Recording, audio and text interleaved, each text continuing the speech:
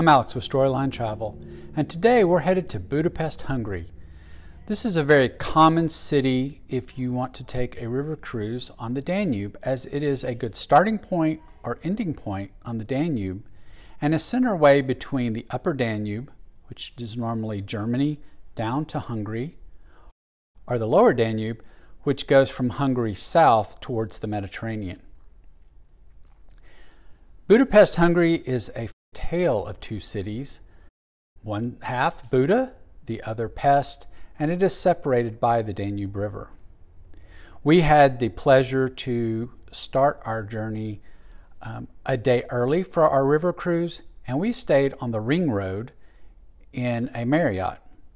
This gave us a chance to see a different part of the city than what's close to the river, and to explore all the detailed architecture and to explore the city a bit further away from the Danube River.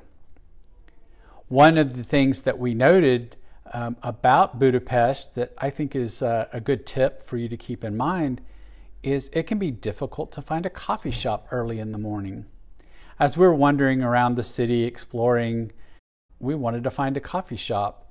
And it actually took us quite some time before we stumbled across Mon Chéri. This wonderful little coffee shop opened at 7:30 a.m. and we enjoyed both handmade coffee and fresh muffins for breakfast. Later in the day, we did head over to the river and found the port where our river cruise would be launching from. Not far from the river, we found the Great Market Hall. This market was built in 1897 and is the largest of the Budapest market halls. We really enjoyed our time here. It is 2 stories tall. In this market you can find fruits, vegetables, pastries, salamis, pickles, fresh fish, and a very popular tourist purchase, Hungarian paprika. There were also some food stands that provided some delicious meals and one of our favorite snacks, a chimney cake. In fact, we were able to get a fresh, hot chimney cake.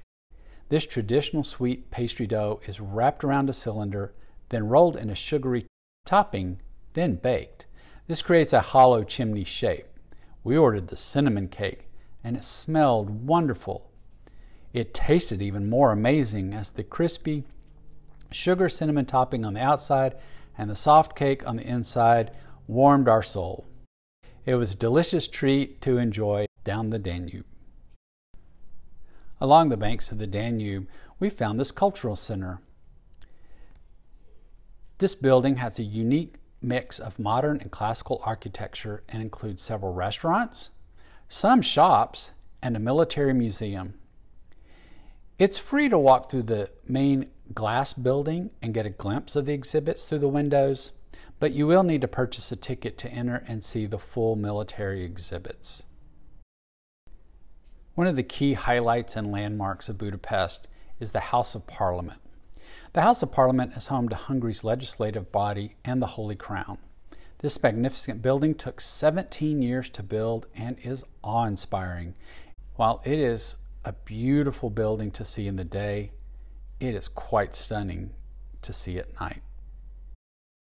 Gellert Hill is a 140-meter hill located on the Buda side of Budapest between the Elizabeth Bridge and the Liberty Bridge on the Danube.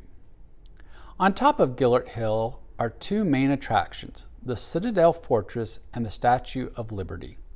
The Citadel is currently undergoing renovations, so it's not accessible. We took a hike up this 140-meter high hill, and we weren't able to access the Citadel during our hike. We were able to get close and see the Statue of Liberty on the edge of the Citadel and get some pictures of the beautiful city that spanned before us. This 14-meter high Statue of Liberty was erected in 1948. A woman holding a palm leaf high above her head and commemorates the liberation from Nazi rule by the Soviets in 1945. Another monument you can visit is the St. Gellert Monument. We stopped by this monument on our way down the hill. The hill and the monument are named after Bishop Gillert, who was killed there by pagans who refused to convert to Christianity. We hope you enjoyed this overview of Budapest and ask you to leave a comment. Have you been to Budapest before? If so, what was your favorite coffee shop, restaurant, or site? And if not, are you now excited to go? And at Storyline Travel, we believe every adventure is a story waiting to be told.